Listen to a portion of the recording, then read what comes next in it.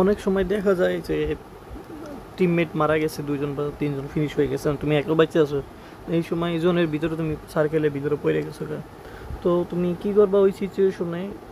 পড়ে গেছো, সামনে একটা স্কোয়াড আছে। তো তোমার একটা জিনিস ফলো করতে হবো, যে কয়টা প্লেয়ার আছে দেখতে হবো, 2টা 3টা 4টা যে প্লেয়ার থাকুক, 2টা 3টা থাকলে তো প্লাস পয়েন্ট। কারণ ওরা লঞ্চ প্যাড মাইরে জোনের ভিতরে ঢোকার ট্রাই করবো। তো লঞ্চ প্যাডটা তুমি ব্যবহার করতে পারবা কোন সময়? ওরা যেগুলো যাইবো গা তুমি ওরা ফলো করবা ওই স্কোয়াডটারে। তারপর ওরা লঞ্চ প্যাড মাইরে যেগুলো 2 জন 3জন যাইবো গা, 4জন গেলে তো সম্ভব না।